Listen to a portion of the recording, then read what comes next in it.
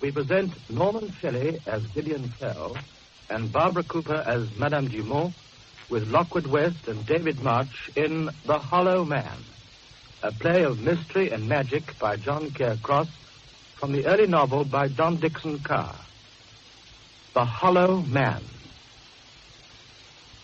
Hello there. I suppose this is an old tale now. 1935 it was. But I like to look back on it all as something very strange that I was once tied up with, as a kind of interested observer. And I suppose it was one of the great Gideon Fell's most famous and fantastic cases. By the way, my name's Rampole, Ted Rampole. I was a friend of Dr. Fell's.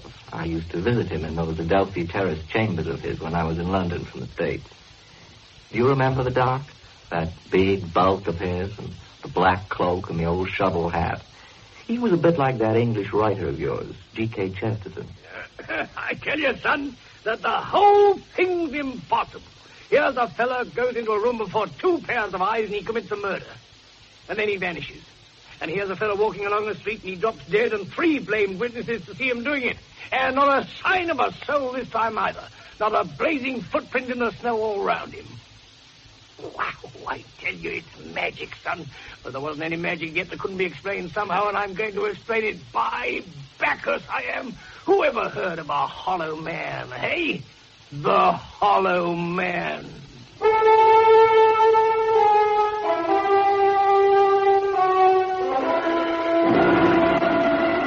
Yes, the Hollow Man. That was what we came to call that invisible murderer in that old winter of long ago. And the first of us to die from him was a queer kind of guy called Professor Grimo. Now, you'll have to forgive me if I make quite a spiel at the start here, because to begin with, this is sort of prologue to the story. 3 nights before the professor's actual death itself, and it needs a bit of explaining. He was a wealthy old bird, this Grimo, pretty big and strong for all his age. He lived in England for about 30 years, and his academic subject was low magic, old legends and such, vampires and werewolves, the works. About 5 or 6 nights a week, he and some of his cronies would meet in one of your old London pubs, the Warwick, just around the corner from Russell Square. The professor used to hold forth there on those macabre subjects of his, and his cronies were a pretty mixed bunch. Young Mangan, the newspaper man, who was a friend of my own, and Burnaby, the artist, and young Stuart Mills, the professor's secretary, with 1 or 2 other general bohemians of the day. So, there they were this particular winter's night when the stranger came in. He was someone none of them had ever seen before, though Boyd Mangan told me there was something kind of familiar about him, too. It was Mangan himself who was holding forth at the time, egging the professor on a bit. But, Professor Grimo, what puzzles me, frankly, is your own attitude to the whole business of magic. So there, Mangan, in what way, pray? Well, now, I've dabbled a bit in ghost stories. I've even tried to write 1 or 2 myself. But it's only fiction I've studied. Only ghost stories that never happened. But you are an authority on attested happenings. Things that we're forced to call facts.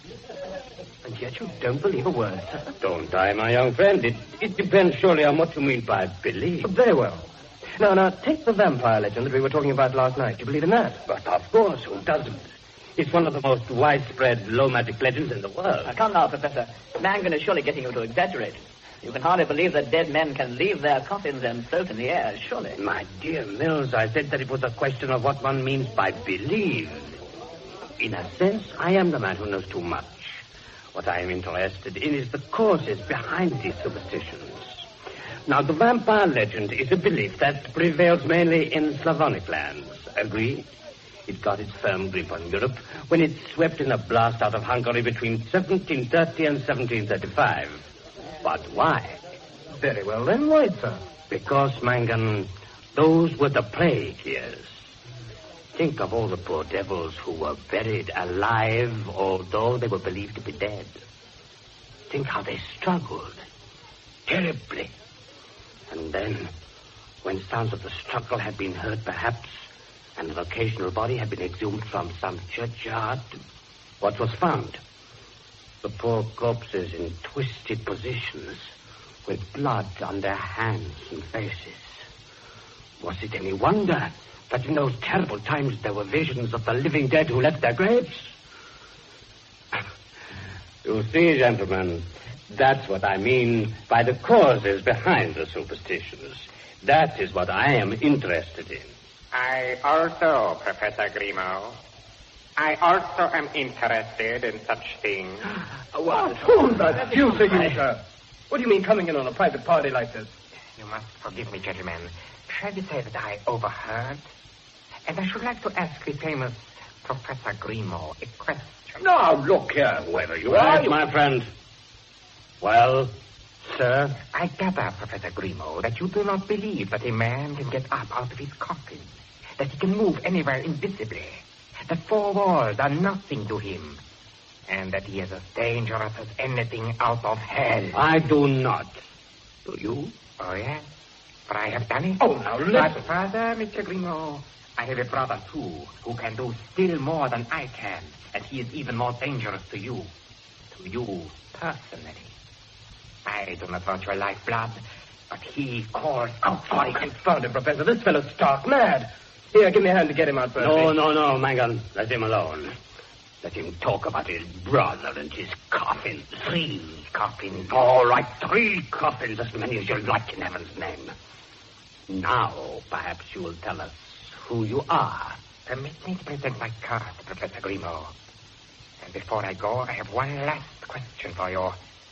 Someone is going to call on you one evening very soon. Would you rather I did, or shall I send my brother? Very well, then. Send your brother and be damned. Oh, no. It is you who will be damned.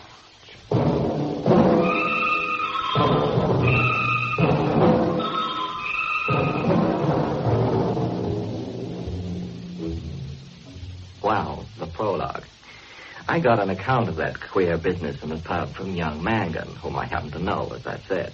And it was the kind of thing I knew would interest Dr. Fell. So it seemed natural to tell him about it a few wintry evenings later when he and I were having a glass of his celebrated punch. His old friend, Superintendent Hadley of the CID, was with us, too. Good life, Rampole. The thing's ridiculous.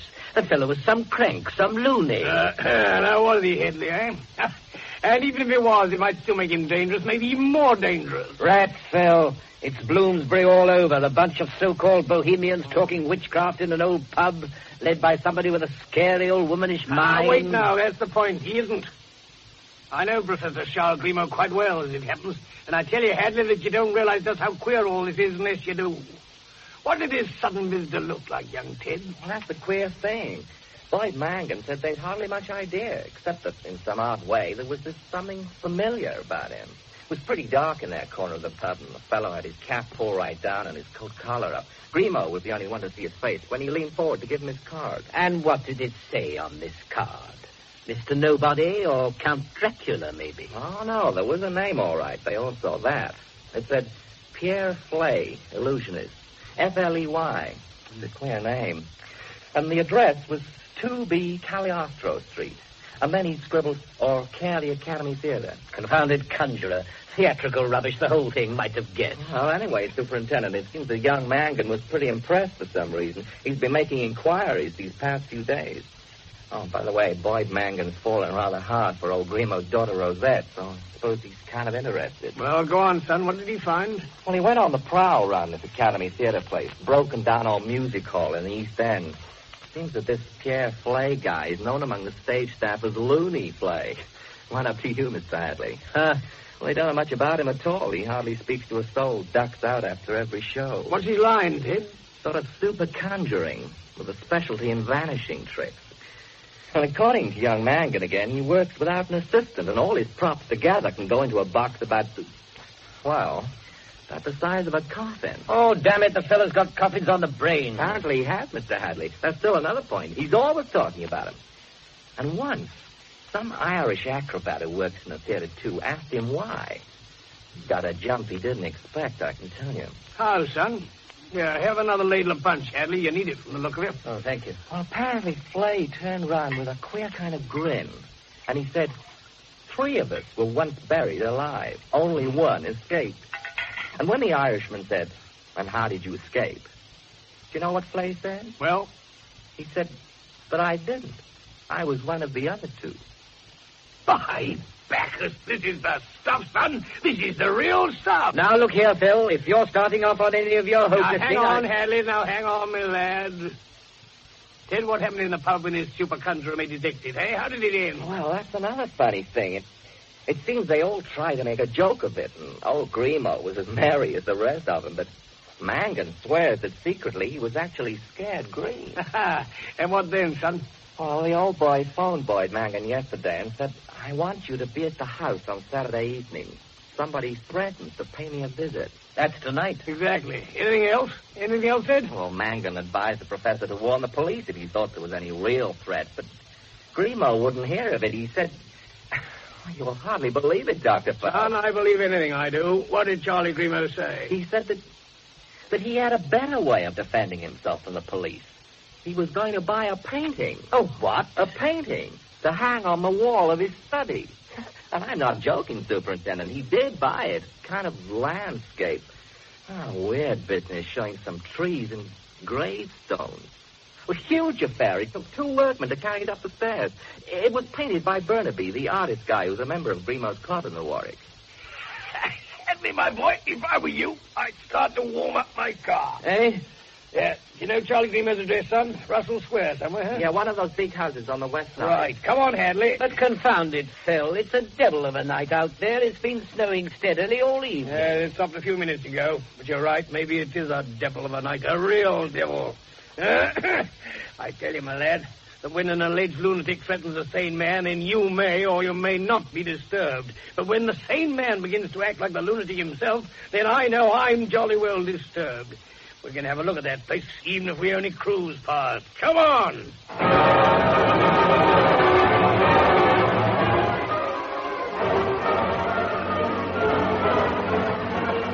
But the Hollow Man had been, and he'd gone again before we ever reached that old house in the square. And all we found of Professor Grimo was something all red that was trying to drag itself on its hands and knees across the black carpet of his study, and then choked and rolled over on its sides and lay still. Look out! Hater, look out, damn you! That was when we first reached the house itself. We were just cruising past, as Fell had suggested, and suddenly a blind was torn aside of one of the ground floor windows, and the window flew open, and somebody leapt out right over the spiked area rails, slipped over the pavement in the snow, and as near as damn it was under the car wheels before Hadley braked and jumped out to cover him. What the deuce did you mean by that, you young idiot? You might have killed us all. Let go of me! Let me go, confound you! Wait a minute, Mr. Hadley. It's young Mangan. Ted Rampol. How did you get here? Quick, Ted, in heaven's name, get somebody. Come along yourself. He's still up there. Who is? What are you talking about, Mangan? We heard a shot. Upstairs, the professor's study. Just this minute. He'd locked us in, you see. Now, steady on, son, steady now. Who locked you in? He did, the visitor. And he's still up there. He must be. In heaven's name, come on. Right, John, we're with you. You better switch off your engine, Hadley. I have a feeling we're going to be here for some time.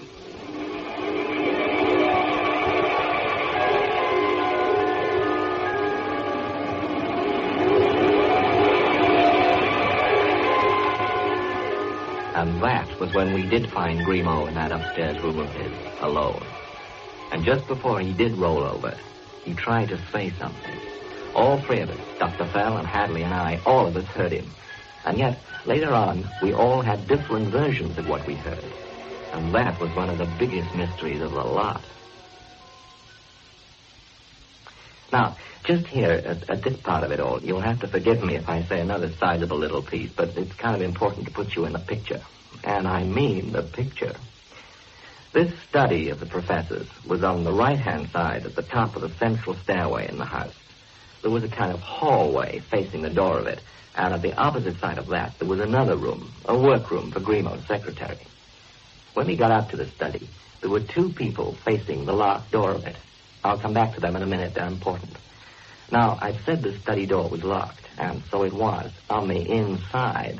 We didn't get in to find the dying man until I'd run downstairs again for a pair of pliers from Hadley's toolbox in the car, and he'd manipulated a key on the inner side through the keyhole in some kind of professional way of his own.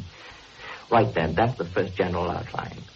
We didn't get the full story until the superintendent had arranged for an ambulance to get the unconscious Grimaud to a nearby nursing home and then phoned for some of his men.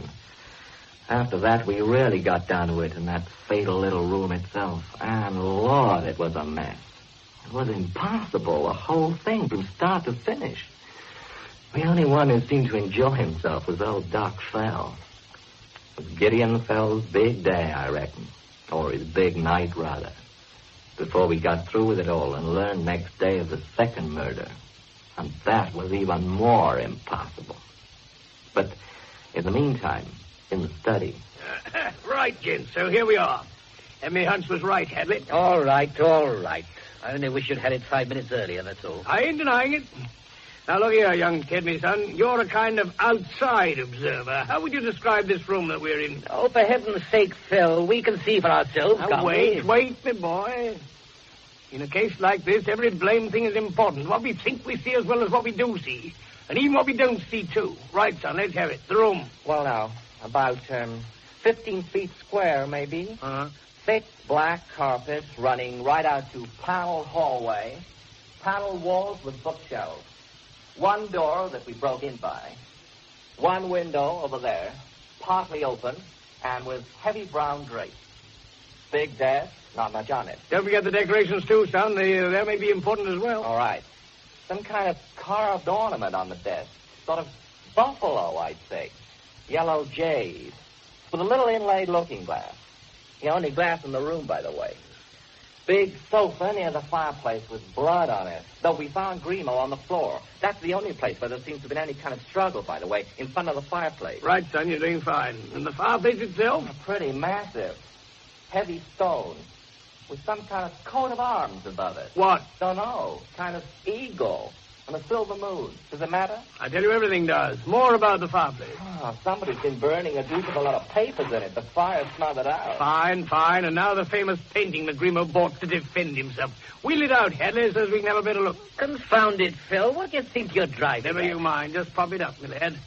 See how space has been cleared to hang it, Ted? Yeah. And then nobody's got round to doing it yet. Well, what do you make of it, son? Pretty big to begin with. About 7 feet by 4. A pretty solid frame. And the subject itself? Hardly very pleasant, I'd say. Kind of bleak and eerie. Kind of country that you'd hardly imagine that it even existed somehow. Ha! Confound you, Phil. What do you mean, ha? Ah, just what I say, my boy. Ha! And those 3 gravestones in the foreground. Ted, what do you say about them? Well, you kind of get the impression that they're, kind of toppling. And if you get it in a certain light, Well, then, you could almost swear that the graves are, beginning to heave and crack across almost. Or at least one is. good boy. I can put it back against the wall, Hadley. Oh, thank you, I'm sure. So much for what we can see, then. Now for what we can't see. And to begin with, where's the gun that Grimaud was shot with? I was beginning to wonder when you'd get round to that. Ordinary routine police work is a bit beneath you, I suppose. Judging by the wound in Grimaud's chest, what we're looking for, my son, is a high-caliber revolver with something like a .38 bullet. We'll know definitely when they dig it out round in the nursing home. Now, a gun like that's a fair size, so where is it, hey? Up the chimney? I've already had a look up that chimney. The flues are pretty widened, I'll admit that. But it's so shallow you can hardly get your flat handy, and let alone a fat revolver. Oh. By the way, that rules out the chimney as a way of escape for the murderer, too, if you were thinking about it. Secret panel, man. Oh, come off it, son. This is a real murder story we're in. Is it, Phil? Is it, though? All that talk, jabbering away while I was getting the ambulance. Folks saying that they'd seen a man actually walking in here, and old Grimaud talking to him. But where the deuce is he, then? Where's any sign of him? All over the place. Ah, focus. I'm beginning to think it was suicide after all. Now, you just come off it, too, my boy. You know better well it wasn't suicide. There were no powder marks round the wound. Judging from the look of it again, I'd say the shot was fired from a good 10 feet. And another thing, what about Grimaud's last words when we found him, eh? Well, maybe not agreed on all of them, but the one thing I'll swear to myself is that he did say not suicide. All right, have it your own way. I suppose I did hear that, too. Yeah, so did I. But the rest of what he said was pretty queer, I must say. Now, hold on, son. I'm just coming round to what Grimaud said. No, I'm scuppered if you are, Phil. I've had enough of this. I'm going back to good old sane police routine, I am. My men will be here in a minute, and I can't see Sergeant Betts falling for any vanishing murderer buffoonery. Meantime, I've got the constable in from the beat, seeing that nobody leaves the house. I'm going to question everybody in the confounded place. And I'm going to begin with Grimaud's secretary. He's been waiting outside there all this time. Wheel him in, my lad. Sit down, Ted. Make yourself at home, son. You'll like this. Okay. Will you come in, sir? Thank you. I've been waiting. I'm sorry to catch you. You're Professor Grimaud's secretary, I believe. I am. And your name? Mills. George Mills. Now, Mr. Mills, how many people live in this house? Besides Dr. Grimaud and myself, 4. Rosette Grimaud, his daughter, Madame Ernestine Dumont, the professor's housekeeper, an elderly friend of Dr. Grimaud's called Raymond, and Annie, the general maid. Thank you. Now, about what happened here tonight. Where exactly were you yourself at the time of the accident? I was in my workroom across the hallway out there, sitting at my desk. For any special reason? Yes, the professor himself had asked me to do so. Indeed. May I ask why? He told me earlier this evening that he was expecting a visitor. At around 9:30, he said. He asked me to sit in my workroom with the door open so that I could watch this door in case... Well, in case? He was not specific. I gathered that he felt there might be trouble from this visitor and that he might need help, perhaps. You know about the threat to Professor Grimaud at the Warwick Tavern on Wednesday night? I was there myself. I often attended the professor's meetings with his friends. Did you think that Pierre Flay, the illusionist, might be this expected visitor tonight? Perhaps. Very well. Continue. What happened? After dinner, the professor came up here to work. For my own part, at about 9:25, I took up my position in the room opposite, as instructed. As I was coming up the stairs, I met Madame Dumont, the housekeeper there or so. She had just come out of this door with the professor's finished coffee tray. She went downstairs, and I entered my workroom. Leaving your door open? Of course, I have been told to. And what did you see? At about 9:45, I heard the front door bell ring. A few minutes later, Madame Dumont remounted the stairs. She was holding one of those trays on which it is customary to carry visiting cards.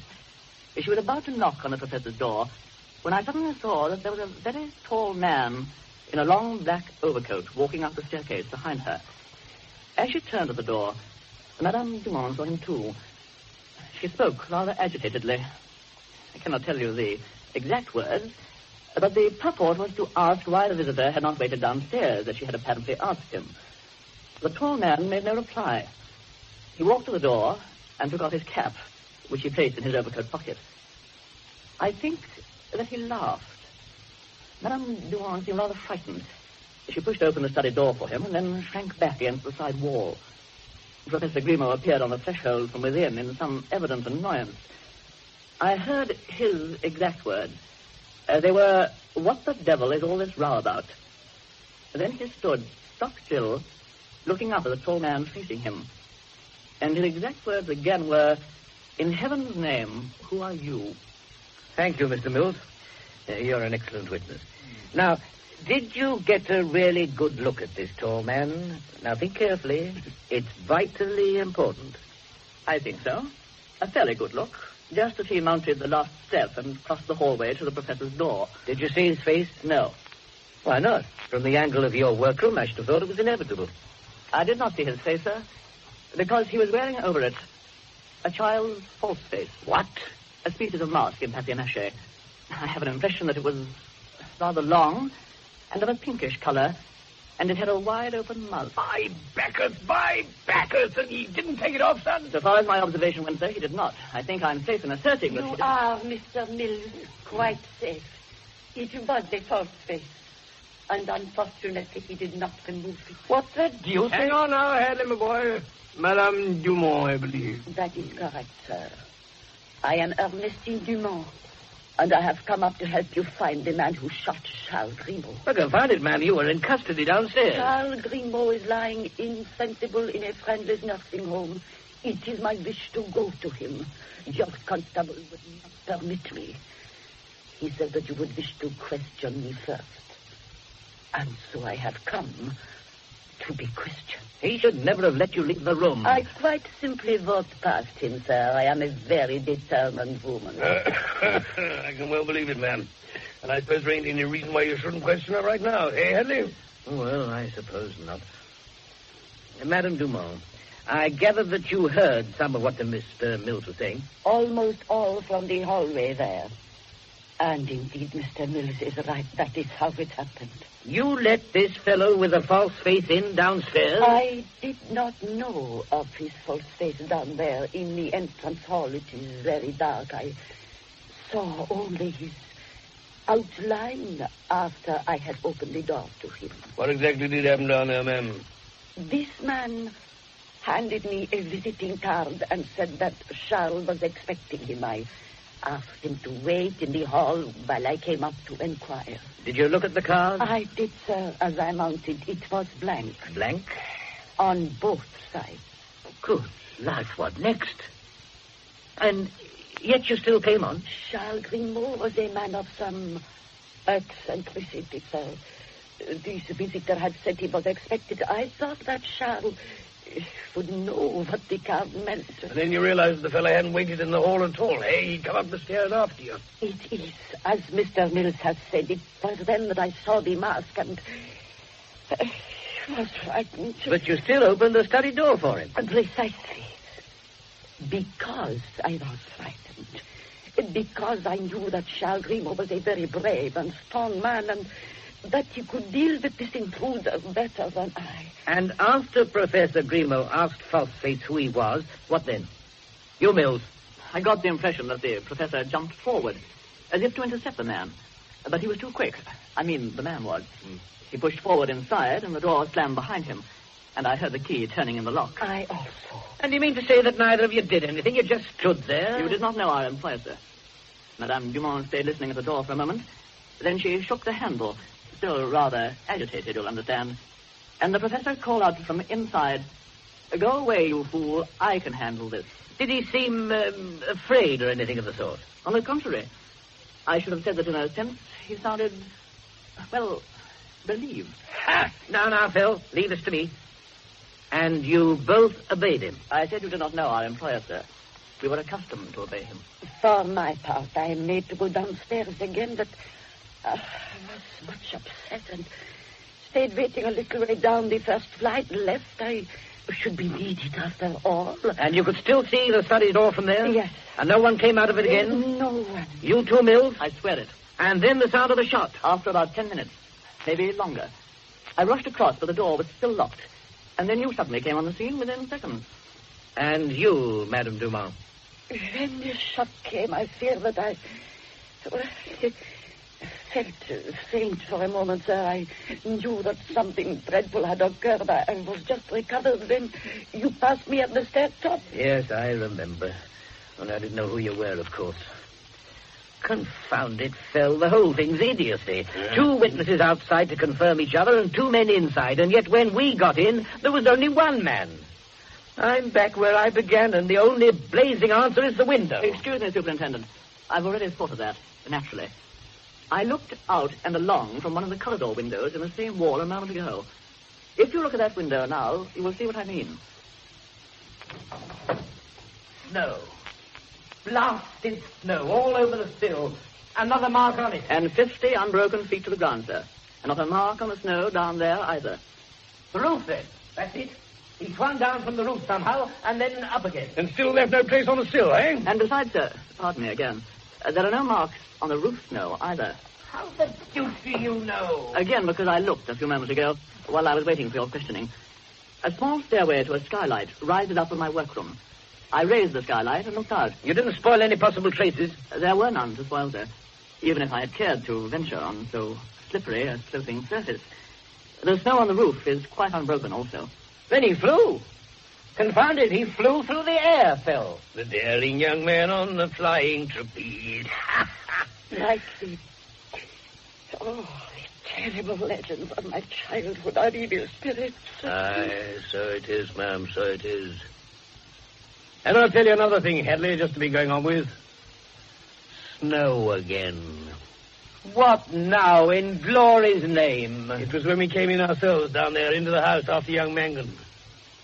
Maybe you didn't notice in all the excitement, but I did. There was snow on the pavement and snow up the front steps, but there wasn't a single footmark on it. Not till we made ours. So how the deuce did Falseface walk along the street and up to the door to ring the bell in the first place, eh? Answer me that one too, son.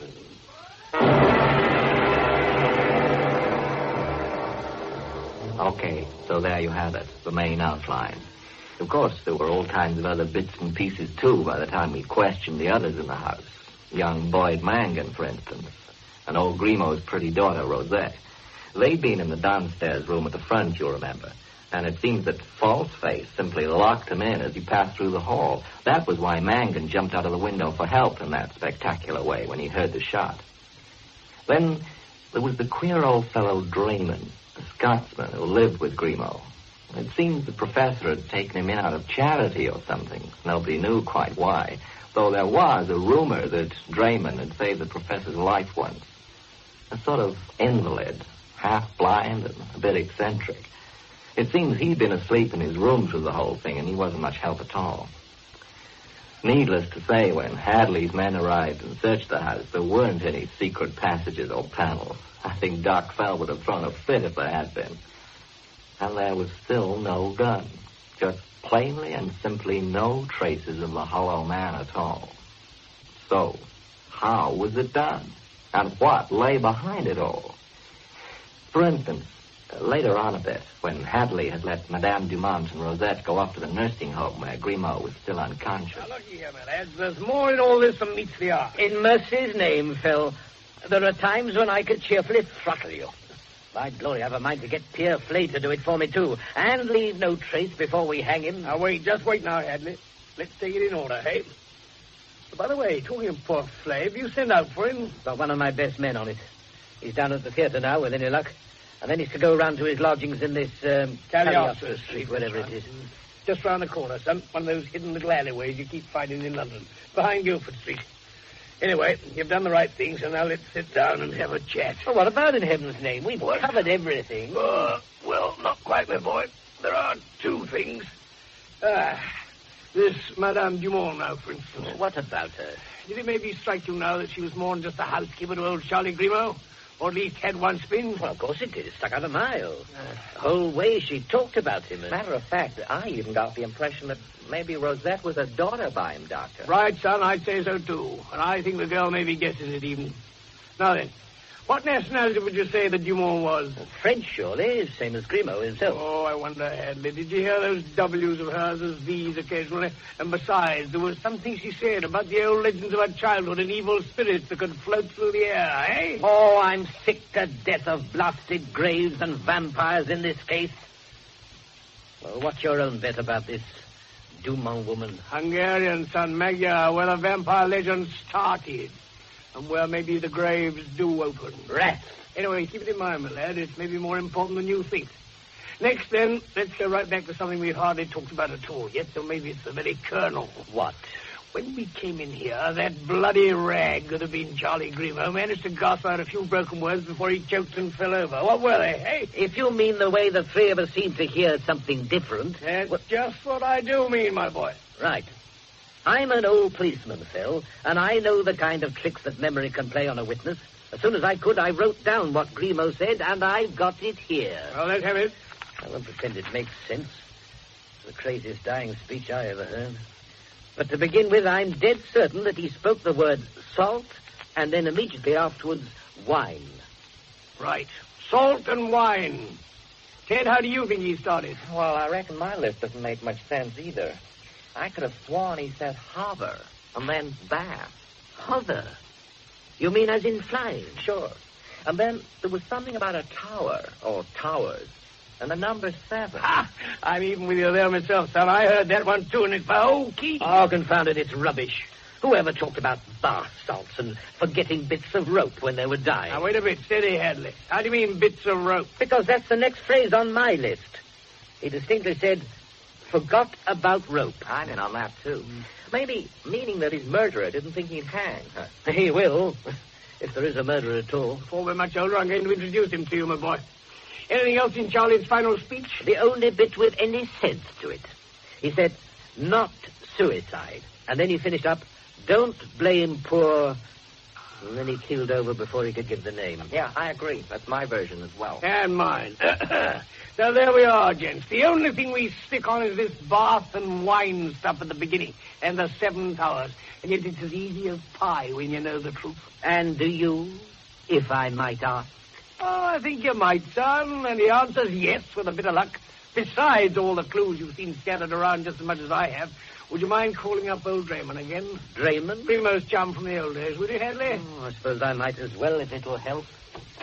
Beth. Beth. Yes, sir? Stop fidgeting about, Ted. Sit down again. Okay, Superintendent? He'll be up in a minute. All right, Phil. What's it all about, eh? Focus, as I dare see you'd call it. Guesswork and inspiration and all those blamed clues staring us in the face. All the real magic, in short. Now wait till I get up on my feet. This needs it, my son. Can I give you a hand, Doctor? Thank you.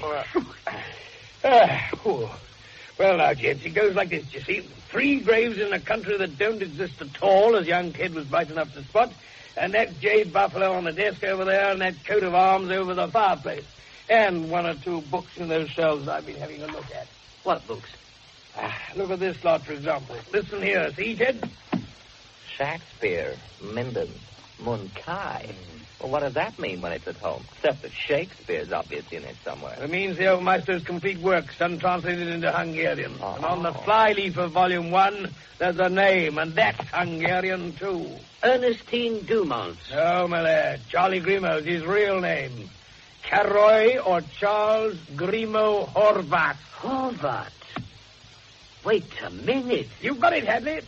Hover, bath, bat, you see. When you hear things only imperfectly, you tend to fit the sounds to things you know. Horvat isn't exactly a usual word, although it's a common Hungarian name. So young Ted here didn't quite get it in one go. Our dying friend was trying to tell us who he really was, and maybe who his murderer was as well. How do you mean? I mean that Grimo, too, came originally from Transylvania, which used to be a part of Hungary. But then was annexed after the Great War by Romania. In other words, a country that doesn't exist. That picture. But I didn't mean it that way, Doc. Never mind. You hit the truth, son. That coat of arms up there represents the old Transylvanian crest. You can look it up if you like.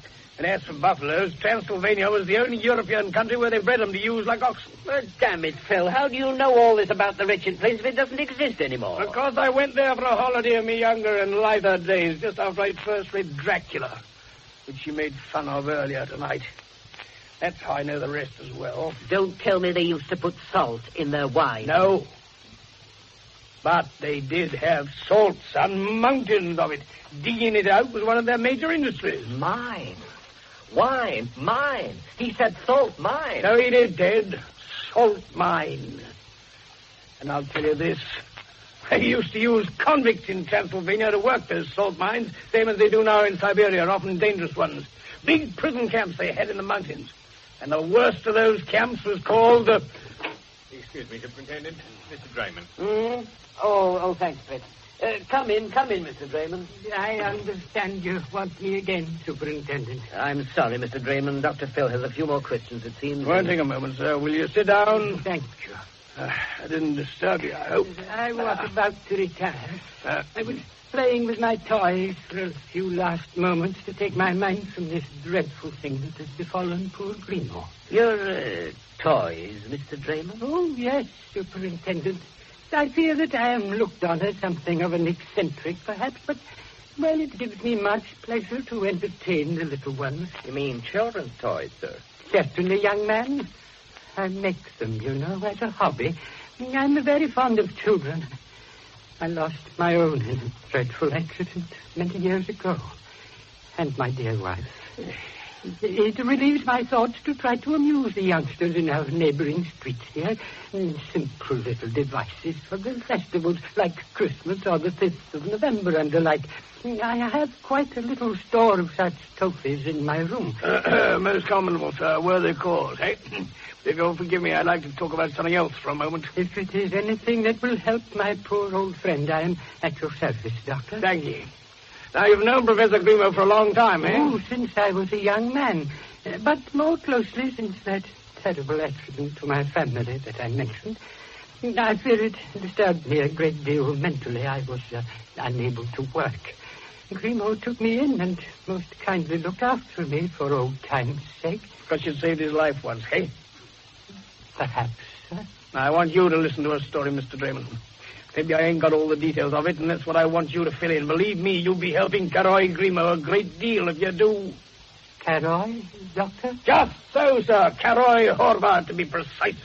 And one of three brothers who were at one time in the early years of this century incarcerated in the notorious Transylvanian salt mine prison camp known as the Seven Towers. Mr. Hadley, I don't know what your friend is talking about. Oh, yes, you do, sir. And you'll be wise to admit it for your friend's sake, because I submit that he was a convict in that damnable hell on earth, buried alive, you might say. And he somehow escaped, and it's my guess that you helped him. Hey, sir? Very well, Doctor. If you assure me that it will truly help Charles Grimaud, I shall speak at last. I don't know how you have found out all this.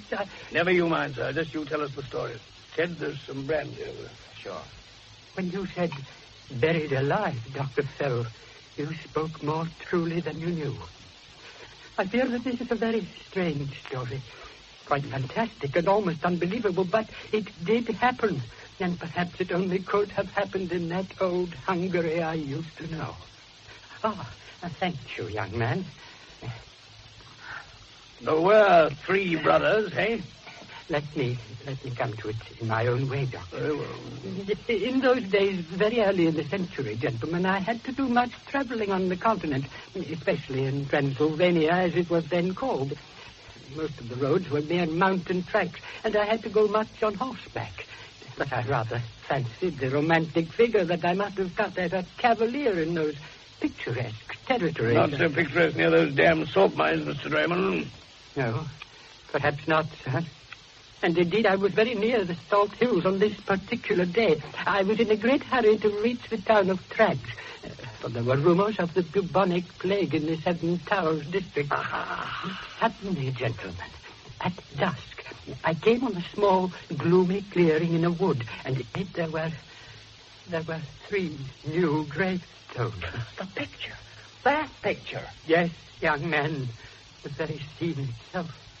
Charles once described it to his friend Burnaby, the artist who painted it, although Burnaby never realized its personal significance, of course. What do you mean by personal significance? You can perhaps judge of my horror all those years ago, Mr. Hadley, when, as I approached those three lonely graves, I suddenly saw that on one of them the earth was upheaving and sliding, and there was a cracking noise, and something began to twist and wriggle. And out of the earth there came a groping human hand with writhing fingers. My God. In another moment, gentlemen, a whole human personage came into view, and I was even more horrified to see that the face was swollen and disfigured, and covered with a scaly, pinkish spot. Plague marks. No, Doctor. Although I at first thought so myself, of course. I told you that this adventure of mine was fantastic, but the truth behind it is even more so. That figure from the grave became my best friend. He threw himself on my mercy that day, and in my romantic youth I agreed to help him. And so I did. I got him out of the country and to Paris, where he changed his name from Carroy Horvath to Charles Grimaud. I managed that escape with the help of a devoted Hungarian girl he had once known, who came with us and looked after him in the long illness that ensued. Madame Dumont? I did not say so, young man. Superintendent, you will perhaps be good enough to respect these old confidences of mine? Well, what the devil had happened, Draymond? What's all this talk of plague spots that weren't? There were indeed three brothers named Horvath, Mr. Hadley. They were prisoners in the terrible camp of the Seven Towers. Two of them died of the plague, and the third, Charles, saw a wild, impossible chance of freedom. With the help of the prison doctor, who was a fellow convict and sympathetic, he marked his face with pigment and feigned to have died, too. He knew that in their terror from the infection, the warders would simply bundle the corpses into crude coffins and bury them hastily and shallowly. He was a very strong young man, and he had managed to conceal a pair of wire nail cutters in his clothes. All the same, he often said that the experience was hideous. When he heard the earth fall on his coffin lid. Oh, by glory, he had a nerve. At any rate, he achieved it, young man. He managed to force up the lid sufficiently to jam the nail cutters in the crack, and by sheer desperate force, he broke through at the very moment of my chance approach. In heaven's name, what crime was it that these fellows were in for? That was what finally decided me to help poor Carroy that day. A mere political offense. The brothers had been no more than hot-headed students involved in some harmless continental insurrection. Were they, by George, by Bacchus, Draymond, were they? What do you mean, Doctor? Charles always told me... I don't care what he told you. You listen to what I'm telling you. You're a very simple man, Mr. Draymond, if you'll forgive me, and Charles Grimaud has looked after you very well. But was it only from kindness, do you think? Dear Dr. Fell, Suppose your kind Carroy Horvath was in reality a monster. Suppose he looked after you so well to keep you from making too many inquiries about that prison of the Seven Towers and finding out that it was never used for political offenders at all, but only for the worst kind of criminals, murderers and dangerous thieves. This is intolerable, Dr. Fell. I won't believe it. No, you're too good. You're too good to comprehend that when you walked away with Carroy Grimaud from those 3 graves that day, you left 2 other living men behind. It can't be true. It is true. Oh, yes, it can be true, all right. Hadley, if you wire the police in Bucharest, you'll be able to find out what it really was the brothers Horvath did.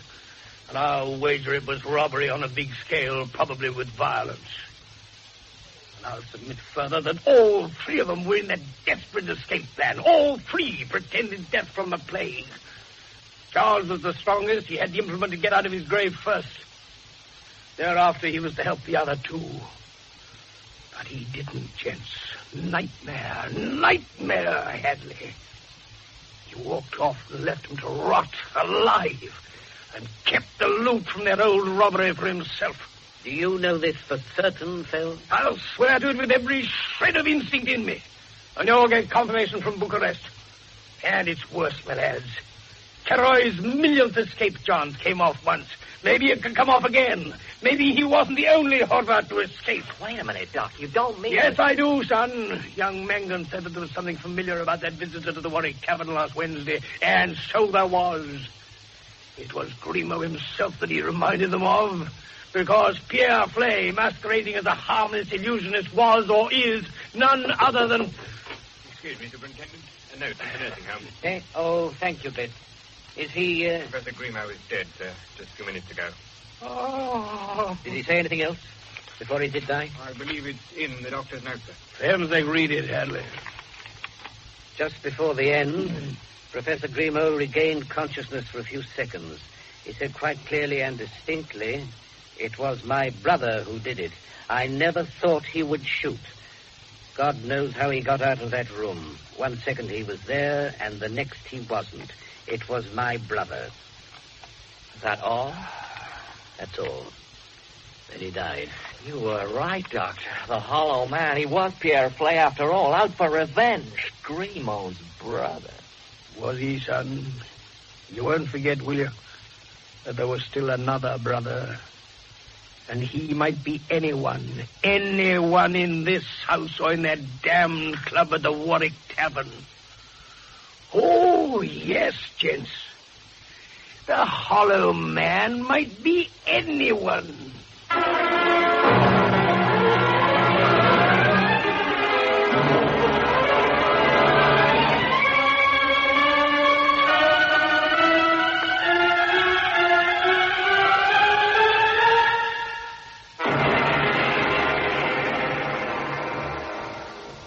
It wasn't until the next morning, back in Adelphi Terrace, that we learned from the newspapers how right Gideon Fell had been. Murder by magic was what the headline said. And the reports went on to describe how a man had been killed in the middle of Cagliostro Street, WC1, apparently at the very moment when we were investigating the Grimaud murder around the corner. And the second victim was... Flay. Pierre Flay himself, confounded. Dead as a doornail, too. Yes, Sir Ted and I have just been reading. Sit down and have some breakfast, my boy. No, thanks. I've had some. I've been up all night on the blasted thing, Phil. When did you hear about it? Just after you and young Rampo here left Russell Square. And you didn't tell the old man? Maybe I'd had enough of you. You and your hoax. All right. I'll take that back. Fact is, I got too tied up with routine work for one thing. I thought that at least one of us had better have a good night's rest. This new nonsense is even more impossible than the Grimo job itself. You better have some coffee at least. And let's hear all about it. Got a cup, Ted? Sure. Honestly, Phil, I'm losing my mind over this whole damnable thing. A locked room case is bad enough.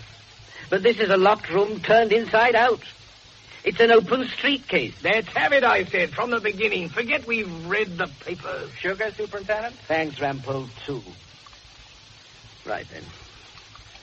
Last night, just after 10 o'clock, 2 men were walking along Cagliostro Street, a couple of harmless visitors to London from Birmingham, who checked on them. They were on their way to visit a friend who lives at the end of Cagliostro. Now, wait a minute. If I remember, it's a cul-de-sac, ain't it? About 200 yards long, leads off Guildford Street, one of those little out-of-the-way London alleyways, as you said last night.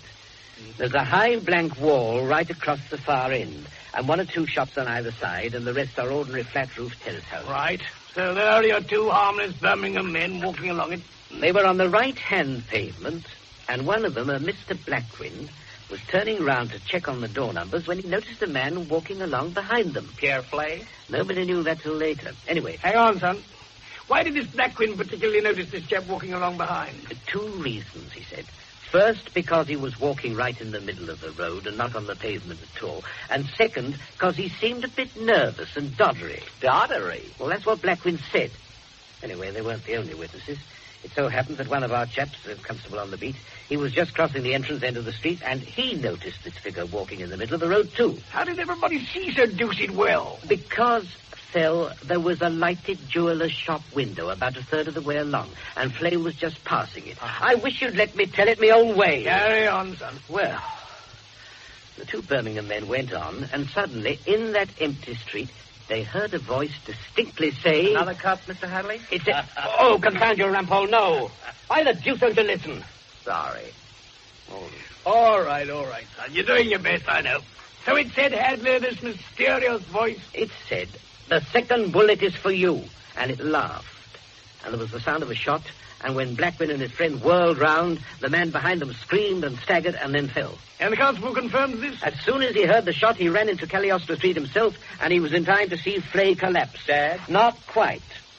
Withers, that's the constable, got the 2 Birmingham chaps to carry him along to a doctor who's got a place right at the far end. And then he looked around for footprints. Snow, eh? Yes, that damnable snow. Been the curse right through the whole business. Maybe you're right, my boy, and you didn't find any footprints according to the newspapers. Not one. There were Flay's marks right along the middle of the road, all alone, and not another single trace. The only thing that Withers did find was the gun, about 10 feet behind where Flay had fallen.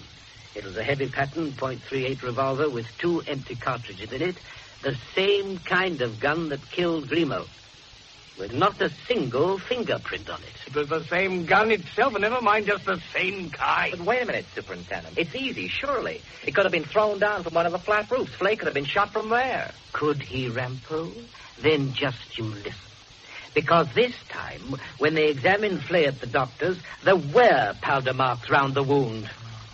Whoever shot him stood right against him in that damned empty street.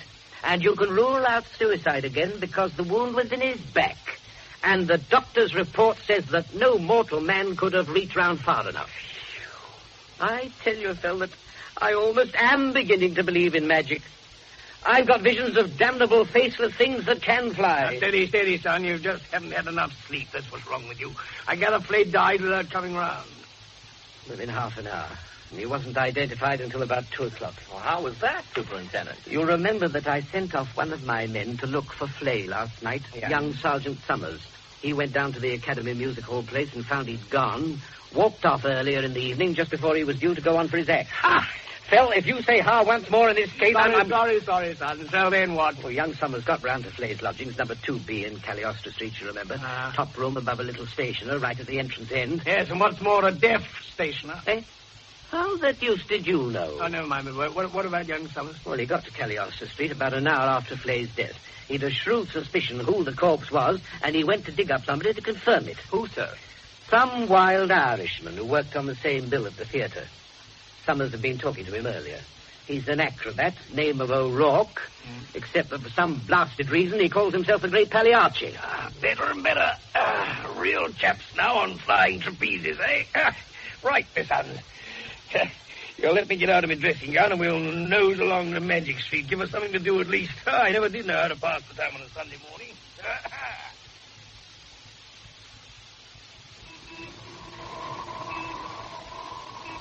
Well, there it is, Phil. There's the layout. Cagliostro Street. Oh, deuced cold street, too, even if there is a thaw. There's still enough snow left to see Flay's tracks over there. Of course, the place is a bit messed up from our chaps and the Birmingham men when they picked up the body, but we've kept the rest as clear as we could. And this is the doctor's house just behind us, huh? Flay's still in there, in fact. Didn't want to move him till we got everything cleared up. If we ever do. Quite right, son, and we will. Let's go over to the jewelers. By the way, Hadley, did you wire to Bucharest about that old business of the Horvat brothers? Hours ago. Last night, in fact. Good. Should have word back today sometime. Looks as if you were right, Doc. Now that Flay's dead, too, it only could have been the third brother. All three must have escaped after all that day. I wonder who he is.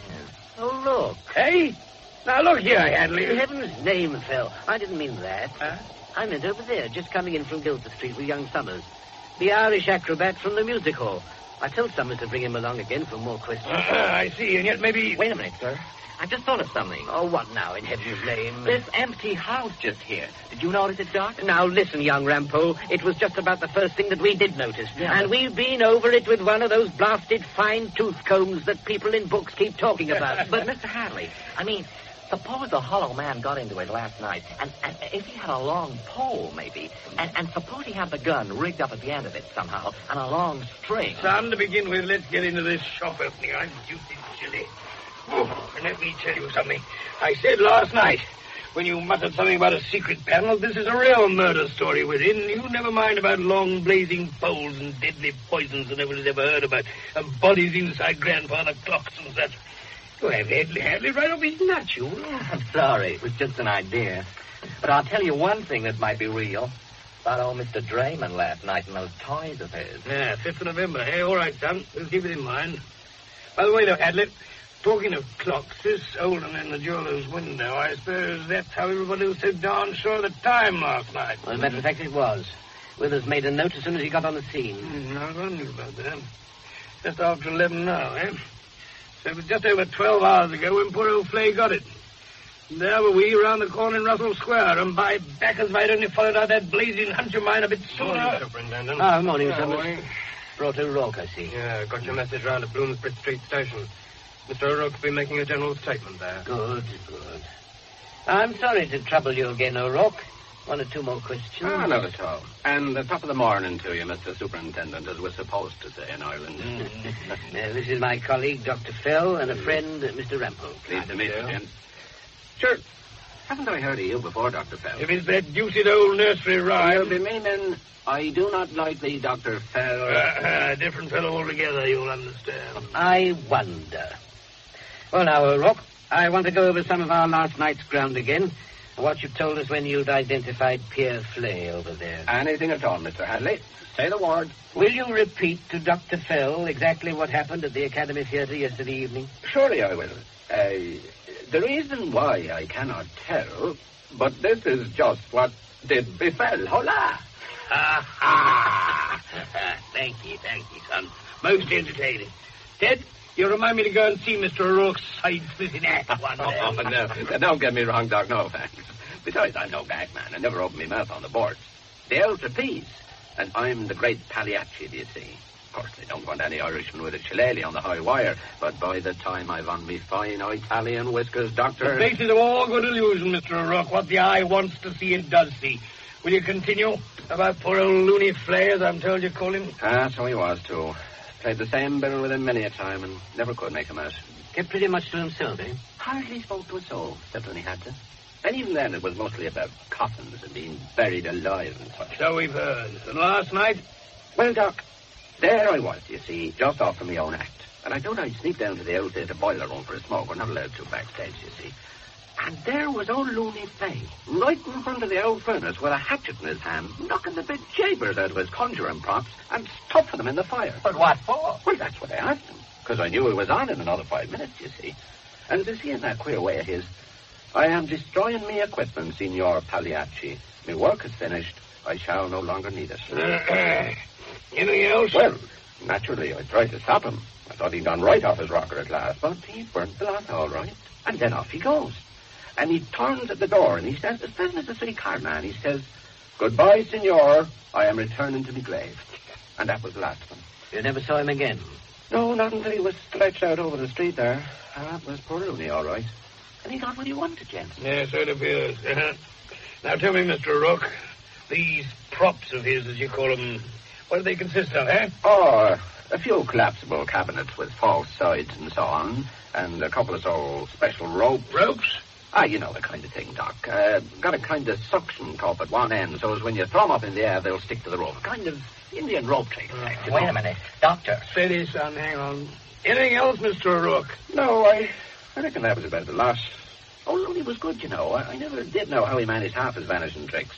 Even if I did, I wouldn't want to tell much.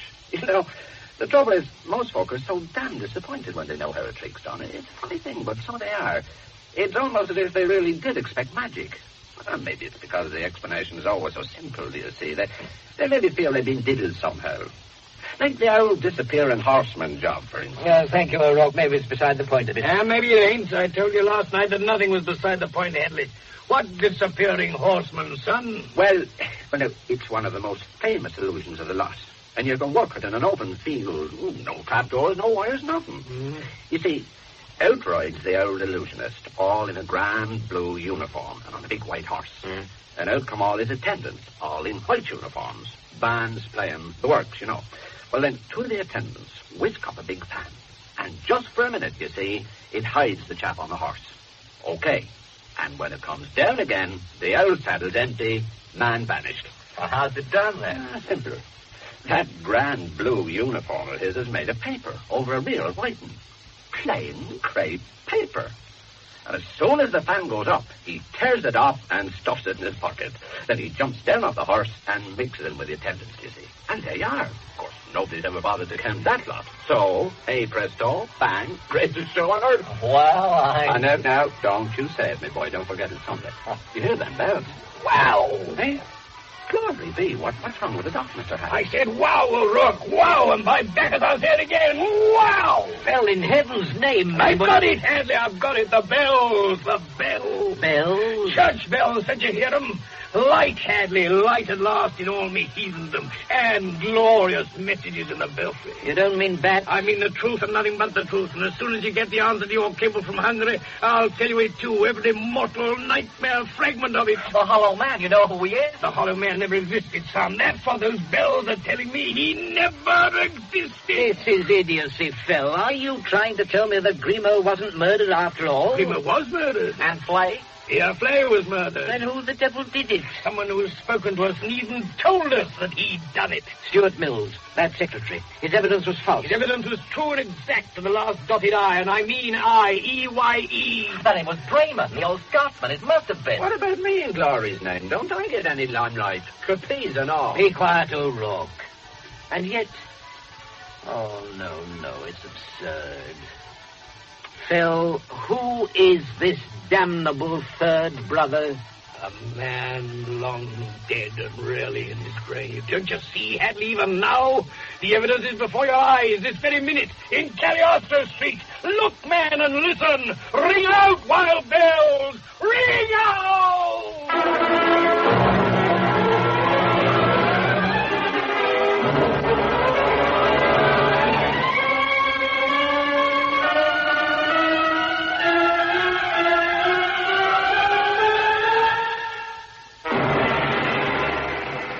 That was that. As far as Gideon Fell was concerned, that moment, long ago, when the bells rang out in Cagliostro Street, was the true end of the case of the Hollow Man. For the rest of the day, until Hadley's cablegram arrived from Bucharest, he shut up like a clam, and even a gloomy clam at that. And then, at last, the cablegram did come, and we went round to Russell Square to meet the superintendent again, and the murderer. Can I confess, toward the end here, that when it was all over and I knew what had really happened, there was just a trace of that That disappointment that our queer friend O'Rourke had mentioned. I don't know what I expected that winter's evening when I tried to piece all the fragments together. Maybe real magic after all. Maybe you'll feel a little bit that you've been tricked, too. And yet you haven't been, believe me. You've got all the evidence fairly and squarely, as much as any of us have. It's just inevitable, I suppose, in every locked room case. And don't forget that here, in a way, there were two. Anyway, we reached the house and climbed up to Grimaud's fatal study. And there he even lay before us in his open coffin, brought round from the nursing home. The last silent witness to the truth himself. And beside him, dressed in black, looking down with a face of unutterable grief. Madame Dumont? Why do you come here again, Dr. Fell? Why do you look at me with a face like that? Because, Madame, I believe it will do you good to confess. Fell, what are you saying, man? Wait, Hadley. Well, Madame? To confess, sir? I to murder? No, ma'am, because you are not the murderer. You were only the confederate of a great illusionist. If you mean Pierre Flay. I do not mean Pierre Flay. You know who I mean. Believe me, Madame Dumont, if I could have explained this whole thing without bringing you into it at all, I'd do so with all my heart. I know how you've suffered. The man you loved lies dead before you. Our only problem, yours and mine, is to hush things up so the living may not be hurt. Among others, your innocent daughter by that man. What? Will you not help me to persuade Superintendent Hadley to do that? As I'm certain I can. Do you know the truth, then? Do you really know? Yes, I really know. Oh, very well. Will you give me a moment in my room, perhaps? I cannot face you now. Before him. I must think. But then I will tell you. Madame... Please, Superintendent, be assured. I will not run away. Leave her, Helen. Your servant, Madame. What the devil does this mean, Fell? What monkey business are you up to now? It's all right, old friend, believe me. She'll confirm everything I'm going to tell you later. Besides, it may be just as well. Maybe it's right as the final irony for us to be alone with the murderer. All three of us. Dr. Fell? Oh, yes, my son. He's here in this room. There, Hadley, in that coffin, Professor Charles Grimaud. Phil, you're joking. Are you trying to tell me that Grimaud killed Flay? Yes, son, I am. While he was lying at death's door in a nursing home, before witnesses, reputable doctors, that he got up and went into Cagliostro Street? Before that, my boy, and before Flay killed him. You're mad. Maybe I am sometimes. Sit down, Hadley. You too, Ted. We'll take it in order, hey? It'll be as well, Doc. You don't mean... Now, wait, son. Hadley, you got that cablegram from Bucharest? I told you on the phone what it said. Never mind. Read it out for Ted's sake. Oh, all right, if I must. It says, for robbery of Kuna Bank, November 1898, 3 brothers Horvath, sentenced to 20 years penal servitude in salt mines, prison of the 7 Towers. All 3, with aid of prison doctor, during plague scare of 1901, made daring attempt at escape by being certified as dead. 2 warders, passing graves an hour later, saw disturbance had taken place at grave of Karoy Horvath, coffin open and empty. Digging in 2 other graves, found Pierre Horvath, insensible but still alive. Nicholas Horvath had already suffocated to death. Pierre returned to prison, scandal hushed up. No chase of fugitive. Pierre Flay Horvath, released after full term. Never mentally responsible after terrible experience. Last heard of as theatrical performer, illusionist for which he had early talent. Proceeds of robbery never recovered, believed hidden. Signed, Suzar, Police Director, Bucharest. There. But, Doc, it doesn't make sense, surely. If the third brother was dead. I told you he was in Cagliostro Street this morning. I suddenly realized he had to be, and all I needed was confirmation. But at the Warwick Tavern, Flay distinctly said exactly what he wanted to say. He wasn't as crazy as he liked to pretend. Since ever he'd been released, he'd been trying to trace that Judas brother of his, and at last he had in Carroy's new identity of Professor Grimaud. And when he confronted him, he took care to do it before witnesses. Why? Because after all his sufferings, he wanted a share of that hidden loot that had given Grimaud so much comfort through the years. And so every word he uttered last Wednesday was a hint at blackmail. Knowing that Grimaud would recognize him, and what a ghastly moment it must have been for the old boy, Flay then used his dead brother as a threat. He knew that Grimaud could still be deported and hanged for murdering him. That was why he used such double-edged phrases as, my brother is much more dangerous to you than I am. Would you rather he visited you? And so on. And then he gave Grimaud his address so that the rich man could call on him and make a settlement. And he felt sure he'd be safe, because if he was killed, everybody in that pub would connect Grimaud with his death. And yet Grimaud did kill him, you say? He had to, or his own easy life was over. And so he planned to do it, but in such a way that he would never be found out. And by backers, he almost succeeded. Oh, well, tell us. Grimaud was a real expert on magic, and he determined on a grand illusion with the help of a single confederate. Dumont? Yes, his old boyhood sweetheart, who'd served him faithfully through all her life. Now, this was the effect he intended to create. A man was to be seen calling on him. This man was to be rather crudely disguised, as Flay might have disguised himself, having threatened Grimaud before witnesses. Anyway, having arrived at the house, the man goes into Grimaud's study here. A shot is heard. The door being burst open, Grimaud is found alone with a nasty-looking but superficial wound along his side. Out of the window hangs a rope. One of Flay's conjuring ropes, by means of which Flay is assumed to have escaped. Great-hearted, Grimaud says weakly, he thought he killed me and I pretended to fall dead, but I'm hardly hurt. Don't set the police on him, poor crazy devil, whoever he is. And then next morning, Looney Flay is to be found dead in his lodgings, having shot himself through the heart. A remorseful suicide with the gun in his hand. Grimaud recovers and lives happily ever afterward. Voila! But how did he propose to do all that? That means that famous picture over there, which he even said he'd bought to defend himself. However, I'll come back to that. The point is that everything went wrong with the golden plan. Obviously. Grimaud had written to his brother Flay to say that on reflection he would meet his blackmail demands, and he'd call on him in his lodgings about 9:30 on Saturday night to make a settlement. Flea gleefully gives up his job at the theatre and burns his properties, telling O'Rourke, quite truthfully, that he was going back to his grave, although he only meant that he was never going to reveal his true identity. Then he hurries to his room in Cagliostro Street. Above the deaf stationers? Yes, I guessed he must be deaf, by the way, or he'd have heard something of what happened. Grimaud must have checked on that, too. He, meantime, Grimaud, had left his house in Russell Square carrying a heavy revolver loaded with 2 bullets. Why did nobody see him? A, he quite simply left by the basement. B, he had instructed Mills, his secretary, to take up his position across the hall out there at 9:30. Now, just at that time, Madame Dumont was to be seen coming from the study with Grimaud's empty coffee tray, giving the impression that he was still inside. Right then, to continue.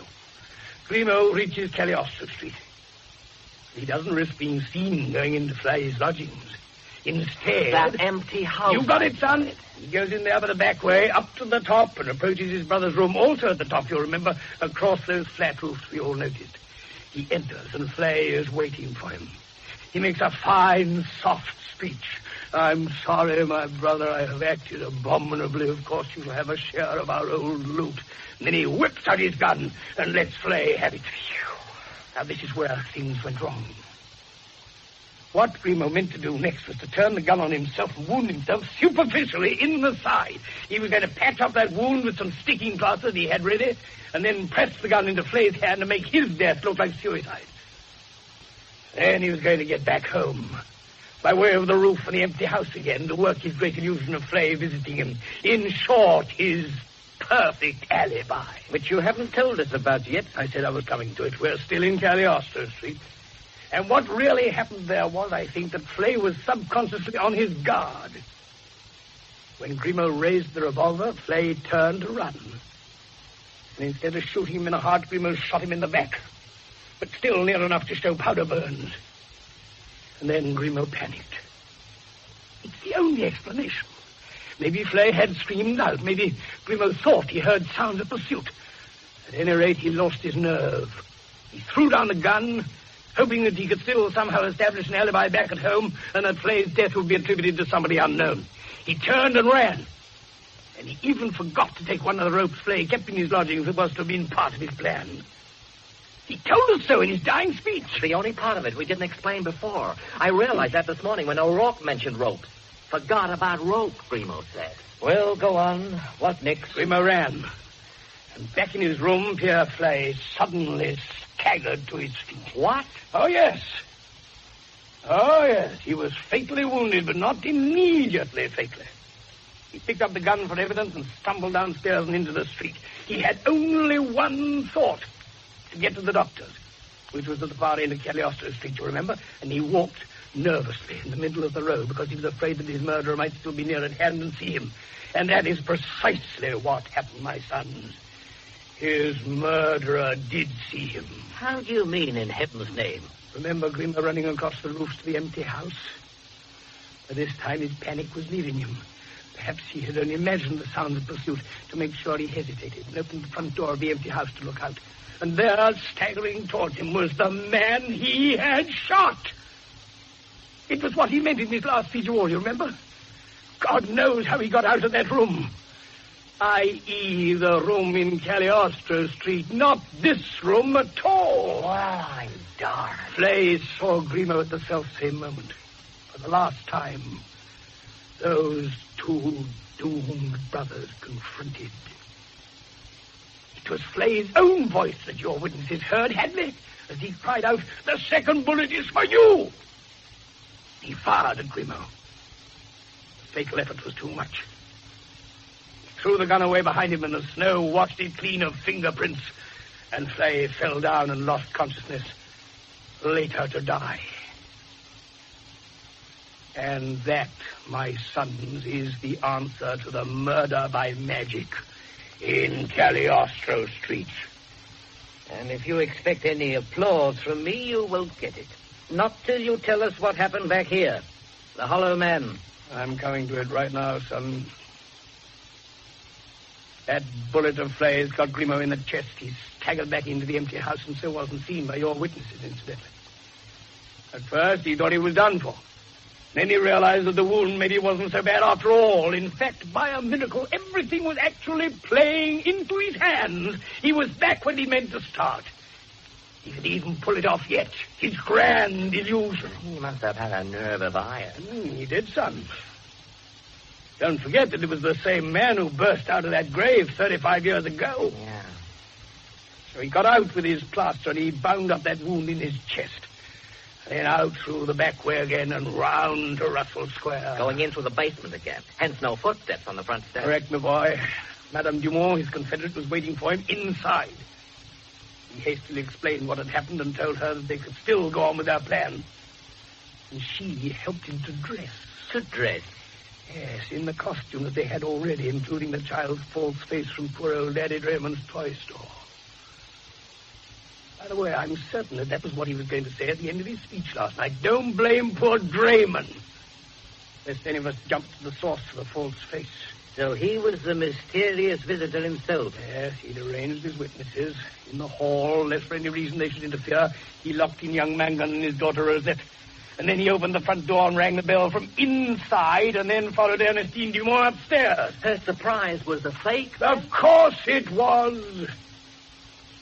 Anyway, there was Mills in his position as witness, and inside this room, Grimaud's main prop, as O'Rourke would say, was ready for the great illusion itself. What prop? Last night, Hadley, when I asked you to show Ted and me that colossal picture there, you swung it round with ease. And yet earlier, we'd heard from young Ted himself that it took 2 men to cart it up the stairs out there. Well? Because it wasn't the subject of the picture that mattered. That was almost a coincidence. It was its sheer size. Because, hidden behind the canvas and smuggled in that way into this house, there was an object just as large as the picture, and yet thin enough not to be noticed behind it, and an enormously heavy object, a mirror. A mirror? Yes, A folding hinge at the back of it, so it could be made to stand upright just as Grimaud did make it stand before he left for Cagliostro Street to murder Flay. Go and open that door, son. Put it just wide enough for a man to come in through. Like this? Just like that. And imagine the mirror propped diagonally across the opening Hadley, facing out. And remember that the room is black carpeted, and so is the hallway outside the room, and both paneled in dark oak. Good life. Good life, Phil. Stuart Mills, that very precise young man, told you exactly what he saw from his room over there. Hadley, he told him what he was meant to see. He saw the Dumont push open the door for the man in the false face. He saw what he thought was the interior of the study, but in actual fact he was part of the reflected hallway outside. He saw the visitor take off his cap, to which, although he didn't know it, the false face was attached. And instantly, in his very word, Professor Grimaud appeared on the threshold looking out. And he heard the professor's voice as he spoke to himself. But, Phil... Wait, I've almost finished. Mills saw Grimaud leap forward as if to intercept his visitor. In reality, that was the reflection of the real Grimaud as he walked into the room.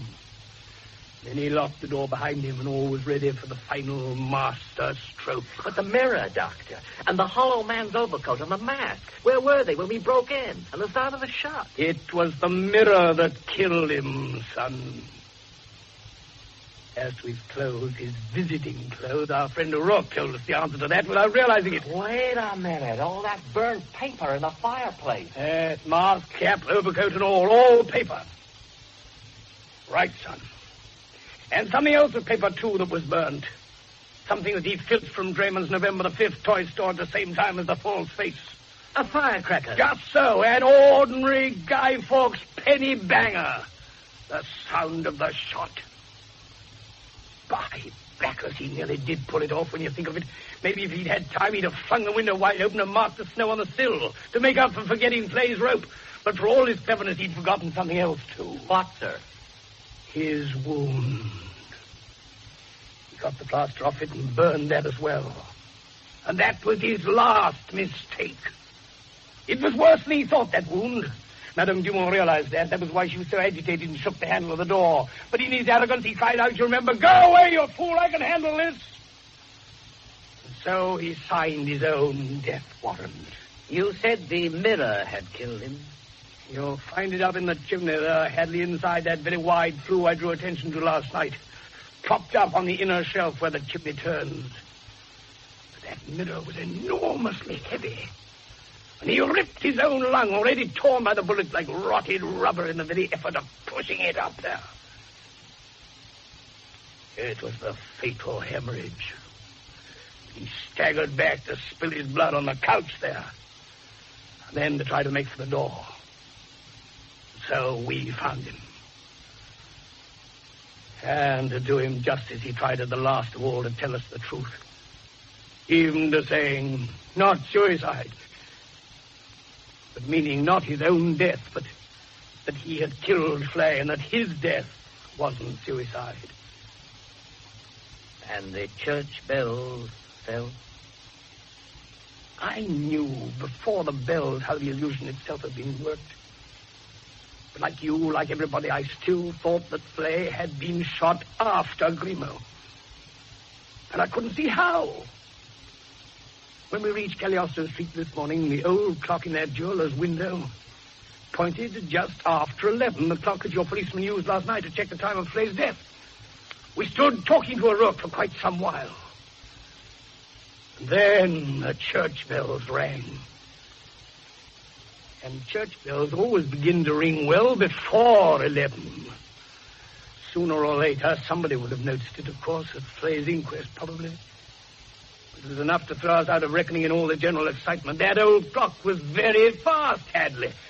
Flay fell in Cagliostro Street long before 10 o'clock last night, not after it, as Withers naturally thought. Well, so it ends, then. So it ends, Doctor. Aye, so it ends, son.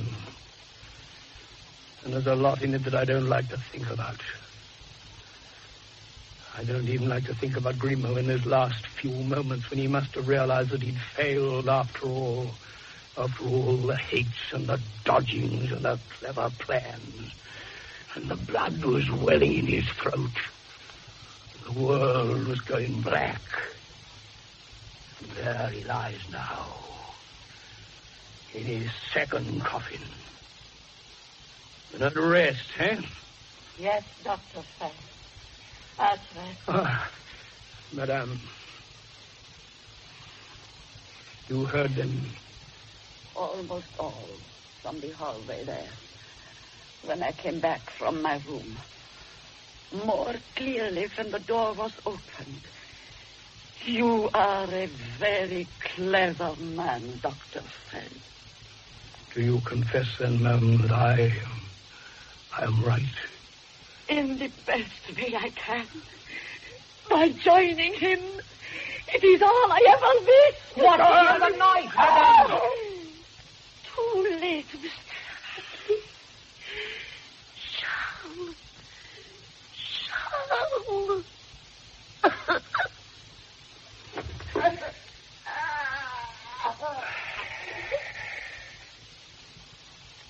God forgive me, Hadley. God forgive me. I have committed another crime.